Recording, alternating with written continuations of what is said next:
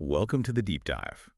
Today we're embarking on a journey into Alex Haley's roots, the saga of an American family. hmm You brought this one to us, and it's clear why it still resonates so powerfully. It's much more than just a novel, isn't it? Oh, absolutely. It was a cultural touchstone, really sparked a vital conversation across the whole nation. Right.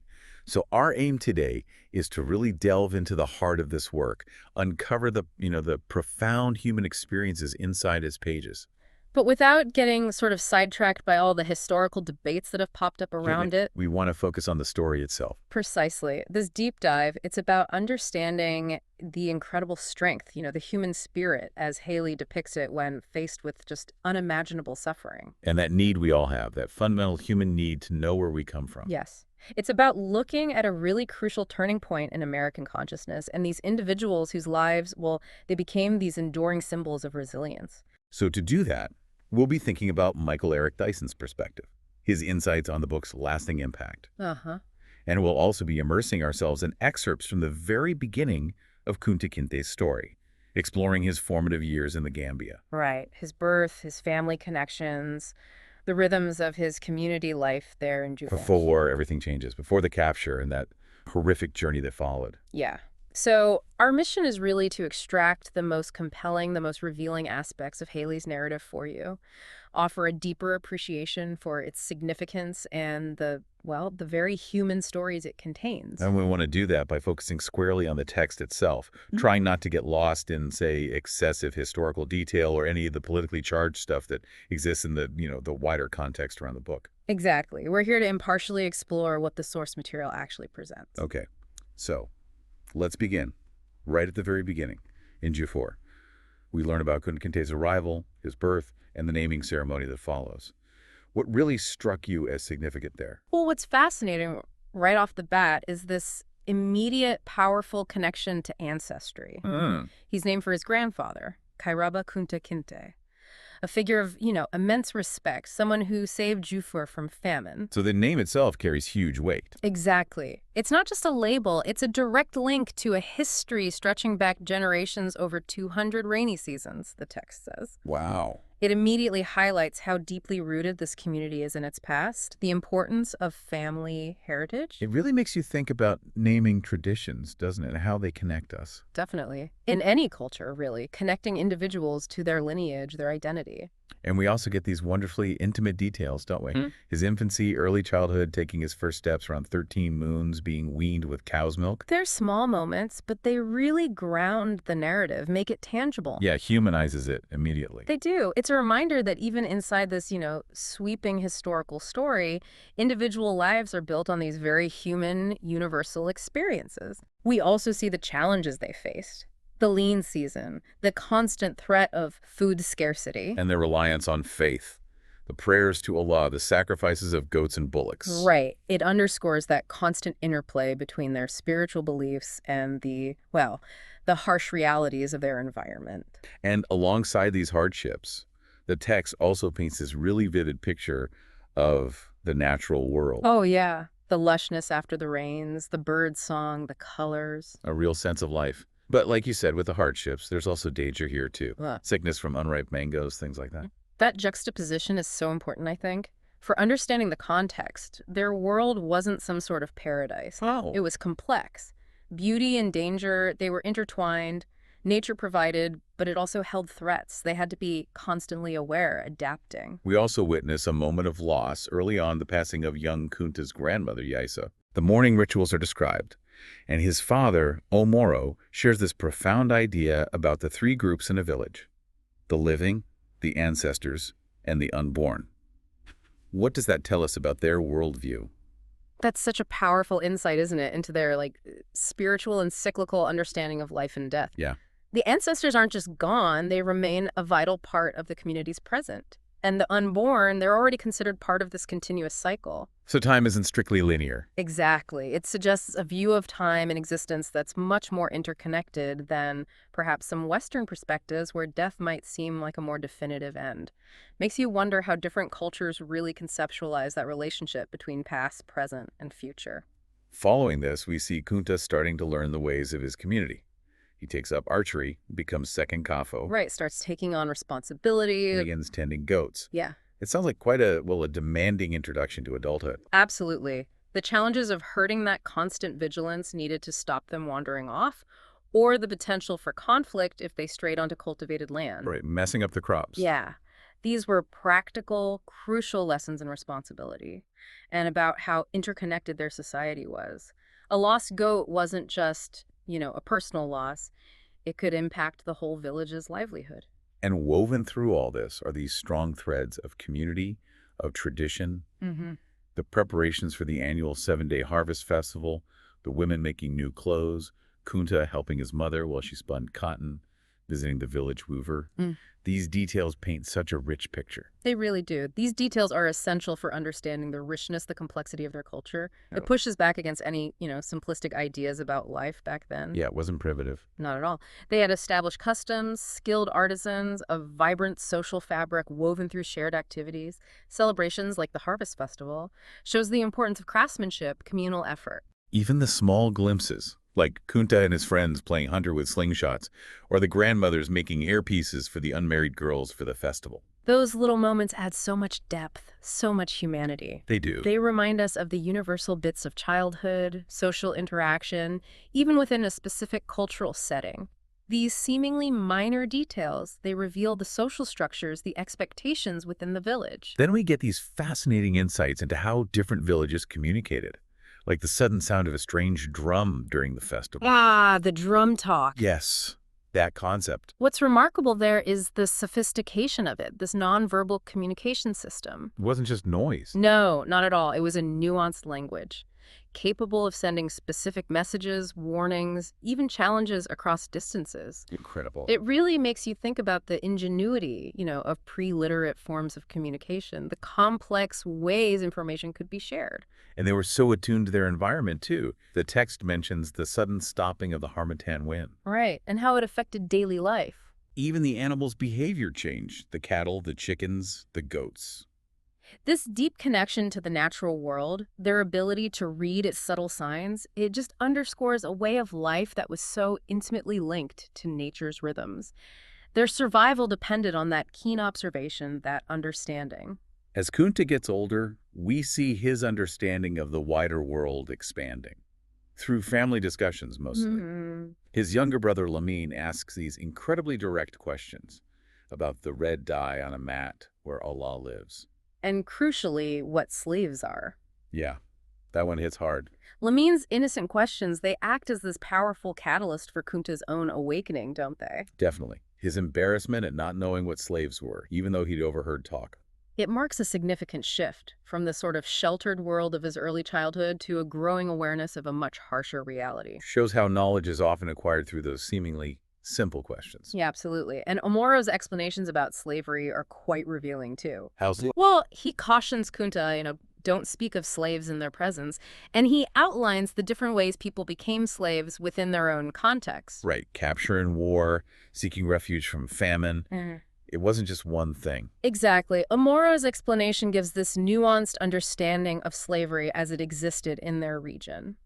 It acknowledges it wasn't solely an external threat imposed by outsiders, though that becomes the overwhelming reality later. And his sensitivity towards those enslaved. Yeah, it speaks to the complexities of the social dynamics within their own society. We also see Kunta's growing awareness of the Tubab, the white men.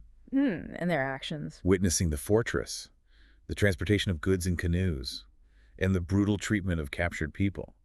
That must have been profoundly disturbing for him. Oh, absolutely. These firsthand encounters, they shatter that innocence, that earlier understanding of the world. Seeing the violence, the cruelty inflicted by the Tubab, and importantly, their black helpers, it starts to solidify the terrifying reality of the external threat facing their community. It's a real loss of innocence, the dawning of a grim awareness. And there's also that brief mention of a shift in the slave trade itself, something about the king of Bara trying to regulate it. Yeah, ordering a stop to burning villages and capturing everyone. It suggests a certain fluidity, maybe, an evolution within the slave trade itself. Driven by what, do you think? Politics? Economics? Could be. Political or economic pressures within the region, perhaps? It just indicates that even this horrific practice was subject to, well, change and negotiation among different power structures there. Despite these growing anxieties, though, family history remains this really strong anchor for Kunta, Definitely. He proudly tells Lemon stories about their uncles, Jana and Saloom. reinforcing that vital sense of lineage. Exactly. In the face of these external threats, preserving and sharing family history becomes even more crucial. It's a way to maintain identity, cultural continuity. These stories connect them to their past, give them a sense of belonging. And the news about his uncles building a new village. Carried by the drum talk again. Yeah. And Omuro's plan to visit for the blessing ceremony. Those moments must have brought some sense of hope, connection. For sure. That news highlights the resilience, the expansion of their community, even with this growing threat looming. It's a testament to their ability to build and thrive. And the blessing ceremony, it just underscores the importance of those familial, communal bonds in these new beginnings. The narrative then moves to Kunta's transition into manhood. Right. His father's simple statement, just telling him to inform his mother. Right. It carries such weight. What is Kunta's reaction? Oh, he was ecstatic. The text says he was shouting, leaping.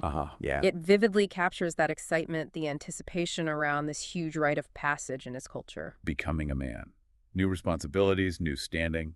A pivotal step in his life journey. Absolutely. We then follow Kunta on this journey with his father to visit his uncles.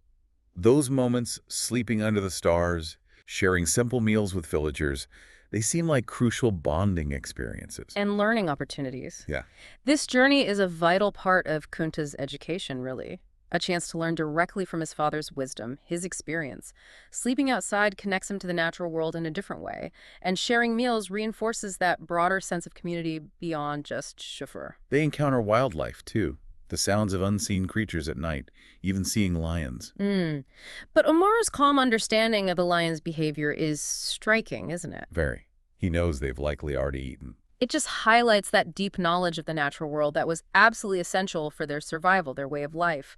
Omuro's ability to assess the situation, reassure his son, it underscores his role as protector, source of wisdom. Kunta's also observing his father's skills. Hunting, preparing food. He's clearly in awe of his expertise. Well, these practical skills were fundamental, weren't they? Passed down through generations. Kunta's admiration reflects the value placed on that kind of knowledge, that competence within their society. He's also taking in the changing landscape, reflecting on memories of Lamin. These internal moments show his growing awareness. And his connection to his family. These reflections reveal Kunta's developing sense of self, his place within his family and the wider world. The memories of Lamin just underscore those strong emotional bonds. The reunion with his uncle sounds joyful, and Kunta notices their differences from his father.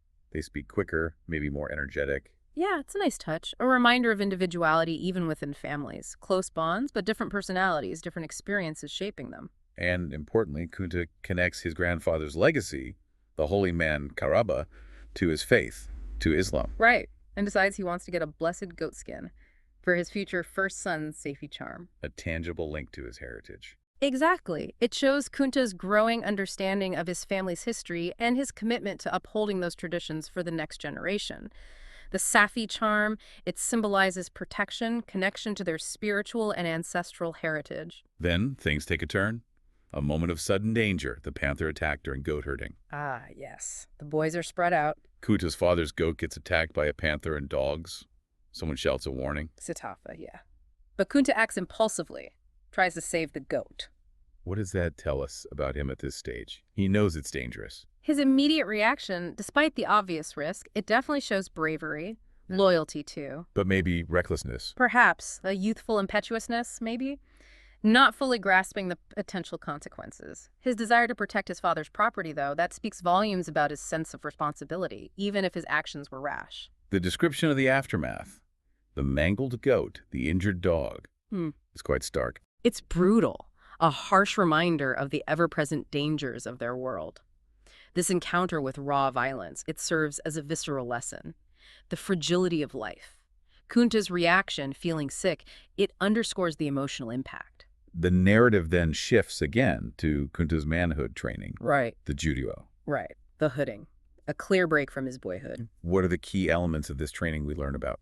Well, the Jujuo is this period of intense discipline, physical, mental, designed to forge boys into men. The sensory deprivation from the hood must have been terrifying. Yeah, forcing him to rely on other senses, heightening his awareness, and that symbolic passage through the bamboo grove barrier, it signifies his entry into this whole new phase of life. We hear about the strict discipline under the Contango, the trainer. Mm. Collective punishment, forced marches at night. It sounds incredibly rigorous. Oh, it was meant to be harsh, to instill discipline, resilience, and a really strong sense of group cohesion. The collective punishment seems key. Very. By punishing the whole kafo, the whole group, for one boy's mistake, they learn the importance of collective responsibility, looking out for each other. And the lesson about Mendinka is not fighting among themselves. Crucial, highlighting the need for unity within their community, especially with those external pressures growing. Amidst all this demanding training, though, news arrives from Jafur. A visit from the griot, Kujali Njai. Ah, the griot, such an important figure. What's the significance of his presence during the training? The griot is the keeper of oral tradition, of history.